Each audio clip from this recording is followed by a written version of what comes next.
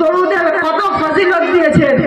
চলুন দরুদের কত ফজিলত মিসবাহ শরীফ উঠান 46 পৃষ্ঠার মধ্যে আল্লাহ রাসূল সাল্লাল্লাহু আলাইহি ওয়াসাল্লাম ঘোষণা করলেন, عن أنس قال قال رسول الله صلى الله عليه وسلم من صلى صلاة واحدة صلى الله عليه عشر صلوات وحطت عنه عشر وخافية وغفرت له عشر درجات।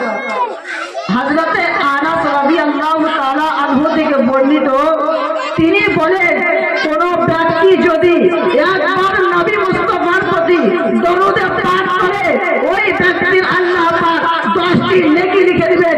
এবং কোন ব্যক্তি যদি একবার দরুদ পাঠ করে ওই ব্যক্তির 10টি গুনাহকে ক্ষমা করে দিবেন এবং ওই ব্যক্তির 10টা দরজাকে উঁচু করে দিবেন। জোরে বলুন সুবহানাল্লাহ।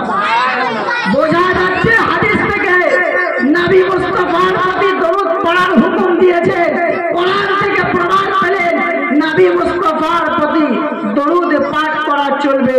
বিরাদরানে মিল্লাতে ইসলামিয়া, কোন ব্যক্তি যদি একবার নবী মুস্তাফার প্রতি দরুদ পাঠ করে ওই ব্যক্তির জন্য বালা মুসিবত দূর হয়ে যায়। কোন ব্যক্তি যদি একবার নবী মুস্তাফার প্রতি দরুদ পাঠ করে ওই ব্যক্তির অসুখ ভালো হয়ে যায়। কোন ব্যক্তি যদি নবী মুস্তাফার প্রতি একবার দরুদ পাঠ করে ওই ব্যক্তির অন্তর ভালো হয়ে যায়। কোন ব্যক্তি যদি নবী মুস্তাফার প্রতি দরুদ পাঠ করে ওই ব্যক্তির বাড়িতে বালা মুসিবত দূর হয়ে যায়।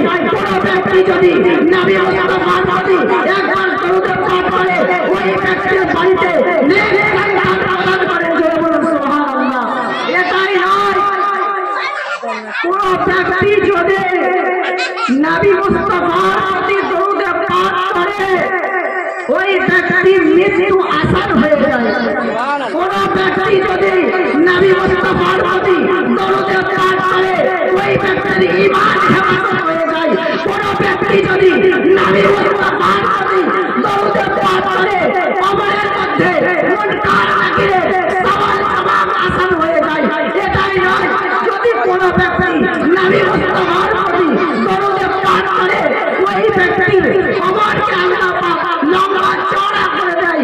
কোন ব্যক্তি যদি নবী মুস্তাফার প্রতি দরুদ পাঠ করে ওই ব্যক্তির কবরকে আল্লাহ পাক নূরে আলো করে দেয়। কোন ব্যক্তি যদি নবী মুস্তাফার প্রতি দরুদ পাঠ করে ওই ব্যক্তি পুল সিরাত আসান হয়ে যায়। বলো সুবহানাল্লাহ। বোঝা গেল? তাকবীর, আল্লাহু আকবার, নারে তাকবীর, আল্লাহু আকবার, নারে রিসালাত, নারে রিসালাত, মাসলাকে আলা হযরত, মাসলাকে আলা হযরত। এখান থেকে বোঝা যাচ্ছে যে নবী মুস্তাফার প্রতি দরুদ পড়া চলবে। কোন মানুষ বলতে পারবে না যে নবী মুস্তাফার উপরে দরুদ পাঠ করা চলবে না। আল্লাহ রাসূল সাল্লাল্লাহু আলাইহি ওয়াসাল্লাম আবার হাদিসের মধ্যে ঘোষণা করলেন, আন উবাইদা বিন সামিত قال سمعت رسول الله صلى الله عليه وسلم اولى الناس يوم القيامه اكثرهم عليه الصلاه। কোন ব্যক্তি যদি দরুদ পাঠ করে ওই আল্লাহ রাসূল সাল্লাল্লাহু আলাইহি ওয়াসাল্লাম বলে, কাল কিয়ামতের দিনে আমার সঙ্গে সাফাত করবে তারাই যারা আমার প্রতি দরুদ পাঠ করত। জোরে বলুন সুবহানাল্লাহ। আজি জানে মুহতারাম, এই সব হাদিস তাতে প্রমাণিত হলো যে নবী মুস্তাফার প্রতি দরুদ পাঠ করা চলবে। একজন এক ব্যক্তি ইমানদার ও পরেজগার ছিল, ওই ব্যক্তির যখন ইন্তেকাল, ওই ব্যক্তির এমন এক পরেজগার ও মুত্তাকিন ছিল, ওই ব্যক্তি যখন আরাম করতেছিল ওই ব্যক্তির ঘুমটা চলে আসলো। স্বপ্নের মাধ্যমে দেখতে আছে যে রাসূল সাল্লাল্লাহু আলাইহি ওয়াসাল্লামকে আমি দেখতে পাচ্ছি, কিন্তু নবী মুস্তাফা ওই ব্যক্তির দিকে তাকাচ্ছেন না। ওই ব্যক্তি মনে মনে ভাবছে যে আল্লাহ রাসূল সাল্লাল্লাহু আলাইহি ওয়াসাল্লাম আমার দিকে কেন তাকাচ্ছেন না।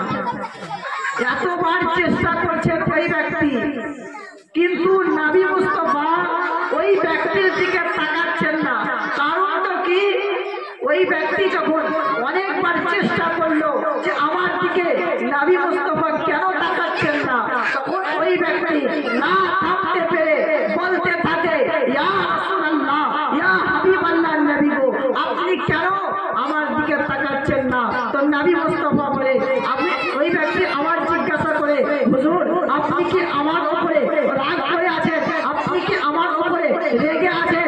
তো নবী মুস্তাফা উত্তরে বলে শোনো আজকে তোমাকে আমি চিনি না। তো ওই ব্যক্তি বলে ইয়া রাসূলুল্লাহ কেন আমাকে চেনেন না? তখন নবী মুস্তাফা বলতে থাকে যখন আমার তুমি নাম শুনতে, আমার যখন নাম শুনতে পেতে তুমি আমার উপরে দরুদে পাঠ করতে না, দরুদ পড়া থেকে দূরে থাকতে, অলসতা করতে দরুদে, এই কারণে আজকে তোমাকে আমি চিনি না। বোঝা গেল দরুদ শরীফ ওই ব্যক্তির নাম পড়ার কারণে ওই নবী মুস্তাফা আমার ওই ব্যক্তিকে দেখা দিচ্ছিলেন না। ওই ব্যক্তি যখন ঘুমটা ভেঙে যায়, ঘুমটা ভাঙার পরে এতবার দরুদ পাঠ করতে লাগলো, দরুদের পাবন্দি করতে লাগলো।